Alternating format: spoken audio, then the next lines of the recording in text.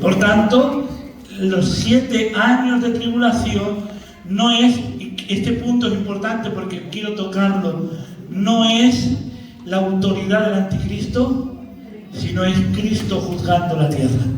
El anticristo simplemente va a ser un peón usado por la providencia y la voluntad de Dios. Y sé que es fuerte, pero déjenme explicar lo que quiero decir en esta tarde.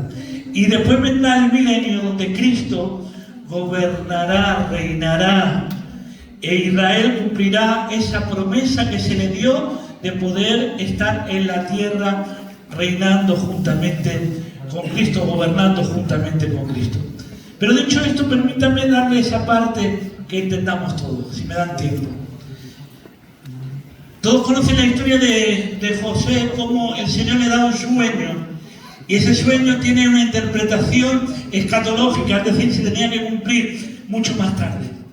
Y ese sueño produce un sentimiento de envidia y de enojo sobre los hermanos. A través de ese sueño y después ver cómo el padre coloca aquella túnica sobre José, provoca cierta ira, envidia y celo sobre los hermanos. Esto provoca que se levanten contra su hermano José y, como ustedes conocen la historia, lo vendan. Lo han vendido como esclavo y ahora se encuentra en la casa de Potifar y empieza a servir con fidelidad. De tal manera es tan fiel José en su servicio que después de haber empezado como el mayordomo más pequeño de la casa, termina siendo el mayordomo mayor. Es decir, el que tomaba todas las decisiones de la casa y el que tenía la confianza plena de su Señor. Pero miren, este hombre que después de haber sido vendido con sus hermanos no tiene raíz de amargura, sino que sigue trabajando con fidelidad, intentando hacer lo correcto en la vida. Ahora la mujer de Potifar quiere seducirlo, él en su fidelidad no cae en las garras de la tentación, y lo que hace la mujer es mentir, acusándolo falsamente, lo envían a la cárcel. Estando en la cárcel, él sigue siendo un hombre que quiere ser fiel y hacer lo correcto delante del Señor. Y vemos que una vez ha pasado el tiempo, ahora tiene que interpretar unos sueños. El panadero y el copero. Y qué bien, encontrarte hombres que siguen viviendo en el Espíritu. Que no dejan que las circunstancias de la vida vengan amargándolas, sino que han comprendido algo, y este es el mensaje de hoy, que Dios está al control de todo. Amén. Algo que debemos recordar, y debemos recordar además con fe en nuestro corazón, es que Dios tiene el control de todas las cosas.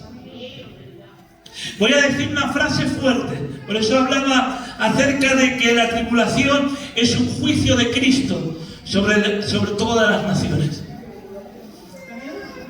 El diablo es una ficha en la tabla de ajedrez que Dios usa como quiere. Es más, voy a decir otra frase fuerte. El que tiene que pelear contra el diablo no es Cristo, somos nosotros. Vuelvo a repetir esta. El que tiene que luchar contra el diablo hoy no es Cristo, somos nosotros. Pero entendiendo algo importante, que no luchamos nosotros con nuestra propia estrategia, ni luchamos nosotros con nuestras propias fuerzas, ni luchamos nosotros con nuestra propia sabiduría. El que quiera luchar contra el diablo y ganar tiene que recordar algo, tiene que dejar que Dios sea su fortaleza y que Dios ponga sabiduría en nosotros. Y esto es algo que Él intenta, el Señor ha intentado enseñarnos desde el principio, no solamente la iglesia, porque permítanme, aquí podríamos hablar de 2 puntos, hablar del punto de la humanidad y del punto de la iglesia, pero permítanme hoy hablar únicamente de la iglesia. Porque creemos que la humanidad también es guardada por Dios para que la humanidad pueda entender el mensaje de Cristo. Esto se conoce en teología como gracia común, pero no vamos a entrar. Vamos Vamos a hablar de esa gracia que es mayor. Es la gracia salvadora de Cristo redimiendo nuestras vidas con su preciosa sangre. Y miren, ahora vemos a José que ha pasado por un momento muy difícil, donde ha tenido que vivir y ser fiel y hacer lo que es correcto delante del Señor. Pero él entendía algo, que Dios estaba al control de todo. Hay momentos en nuestras vidas que pasamos por circunstancias que no entendemos. Pero quiero decirte que a veces el Señor nos deja pasar por ciertos lugares. Y vienen juicios que vienen contra nuestra vida, que creemos que pueden causar ciertos males. Pero quiero decirte algo, que donde está Dios, aun donde hay caos y muerte, hay un propósito de vida al final. Yo creo algo firmemente, que los caos de Dios producen al final en nuestra vida un beneficio de salvación.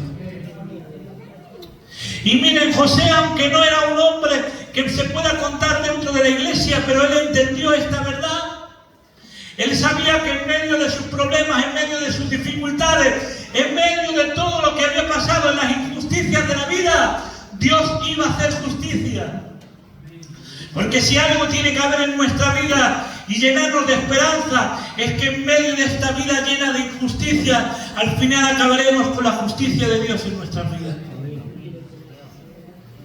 Que primeramente es verdad que hay hombres que producen en nosotros ciertos malestares, porque quiero decirte, no son propósitos de Dios. Pero el diablo, aunque quiera hacer mal, el Señor lo va a cambiar. Ese propósito que el diablo quiere venir contra tu vida, Él lo va a cambiar y va a hacer que ese propósito de mal se convierta en un propósito de bien. Porque todas las cosas nos ayudan a bien, dice la palabra, nos empujan para bien. Y miren, hay una frase tremenda, pero que ya en el Antiguo Testamento se ve para hablar de lo que estamos hablando. Dice el versículo 20 del capítulo 50 de Génesis: vosotros pensasteis mal contra mí. Tremendo lo que está diciendo. Vuelvo a repetir lo que dice José a sus hermanos. Vosotros pensasteis mal contra mí. Es decir, que José tenía claro que lo que habían hecho sus hermanos estaba mal. Él nunca dijo que lo que habían hecho los hermanos salía del propósito de Dios. Él nunca dijo que lo que habían pensado los hermanos estaba bien y había justicia de Dios. Pero dice algo: vosotros pensasteis mal contra mí. Pero dice algo: mas Dios lo encaminó a bien, para hacer lo que vemos hoy, para mantener en vida a muchos pueblos. Lo que hicieron con Cristo no estaba bien. Lo que hicieron con Cristo fue injusto. Pero Él lo utilizó para que la muerte de Cristo fuese la redención de muchos. Y yo quiero decirte en esta tarde que en medio de tus dificultades, de tus problemas, siempre entiendas que aunque el diablo venga contra tu vida, si tú permaneces fiel y peleas la batalla con fe, con conocimiento, con sabiduría de lo alto, quiero decir que tienes la victoria segura. Ya hay una diferencia entre el mundo y entre nosotros. A nosotros se nos da una promesa para todos aquellos que estamos en Cristo. Y esta palabra que tiene una profundidad teológica preciosa, y es que nos ha hecho más que vencedores. Y si nos ha hecho más que vencedores, quiere decir que la victoria es nuestra segura para todos aquellos que permanecemos en Cristo. Quiero recordarte, no luchas por victoria, luchas por conquista, porque la victoria ya es tuya. Y hacía hincapié en que Cristo ya ha vencido y ahora nos toca a la iglesia luchar contra los demonios. Hay algunos que cogen el texto de resistir al diablo, someteos a Dios y resistir al diablo, como si eso fuese todo el contexto teológico de las batallas espirituales, con mucho respeto y mucho cariño. Ahí está hablando simplemente de las tentaciones, pero hay algo más. Nosotros debemos seguir peleando la buena batalla de la fe. Nosotros seguimos defendiendo la verdad de Cristo, y eso es de la única manera donde yo me pongo en las manos del Señor y dejo que Él me gobierne. Porque quiero recordarte que para ser más que vencedor hay que tener fe en Jesucristo, pero hay que estar lleno del poder del Espíritu Santo. Cuando la iglesia fue llamada por el Señor y ya habían sido bautizados en el Espíritu, habla que en la casa los apóstoles ya fueron bautizados en el Espíritu. Ahora, ¿qué habla de que tienen que esperar otro bautismo? Ahí estaba hablando de lo que es el bautismo de la iglesia y el bautismo en poder. De hecho, la palabra que usa en griego es la palabra dunamis, dinamita, poder de gloria, poder de victoria, poder de guerra. Y le dice: no salgáis de Jerusalén hasta que seáis revestidos del poder. Porque quiero recordarte algo. Aunque esta guerra la tiene la humanidad y exactamente la iglesia, quiero recordarte que no podemos vencer si no tenemos el poder del Espíritu Santo en nuestras vidas. Que tenemos que ser, y es un mandamiento, lo manda el apóstol Pablo, ser llenos del Espíritu. Esto no es algo opcional, es un mandamiento. Por tanto, el que no obedece este mandamiento peca. Ser llenos del Espíritu es el revestirnos del Espíritu Santo en nuestra vida, para que ese poder que ha sido puesto en nosotros nos dé la capacidad de vencer todas las artimañas del enemigo.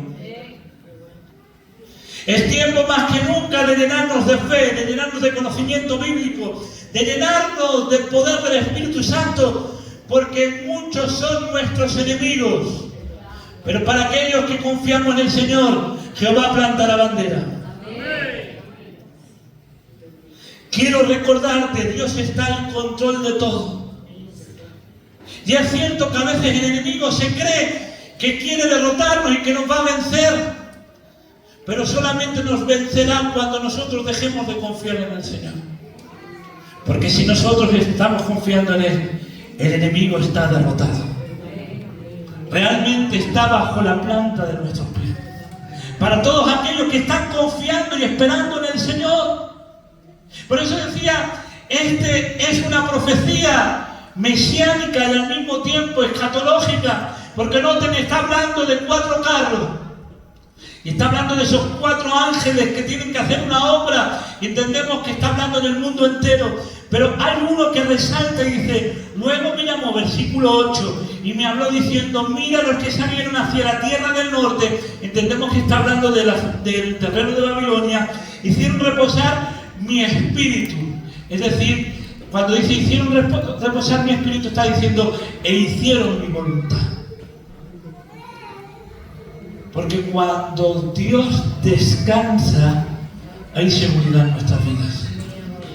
Hay una verdad que comprendió Esdras y que no podemos olvidar nosotros: el gozo del Señor es nuestra fortaleza. Y ahí no está hablando de que una persona que tenga alegría y gozo en su vida es la persona que está fuerte en el Señor. Es cierto que la depresión no es buena. Se han sanado los corazones que tienen depresión en el nombre de Jesús. Pero miren, cuando está hablando de que el gozo del Señor es nuestra fortaleza, no está hablando del gozo interior, está hablando del gozo de Dios. Es decir, que cuando Dios está contento con lo que está ocurriendo, es cuando nosotros podemos estar tranquilos, aunque haya una guerra alrededor nuestra. Aunque andemos en valle de sombra de muerte, estamos tranquilos mientras Dios esté sonriendo. Yo digo una frase que no es mía, pero me encanta esa frase del Remache, que en paz descanse, cuando dice: la curva de tu sonrisa enderezó mi camino. No es que haya muerto, digo que está fuera del Señor. Dice: la curva de tu sonrisa enderezó mi camino. Porque cuando está la curva de la sonrisa de Dios, hay rectitud en nuestra vida. Por tanto, la fortaleza de un cristiano es cuando Dios está sonriendo. Es cuando Dios tiene una sonrisa al contemplar nuestra vida. Por eso, en esta tarde queremos decirle, Señor, queremos vivir de tal manera que tú estés sonriendo cuando contemples nuestra vida. La iglesia de la línea quiere decir en esta tarde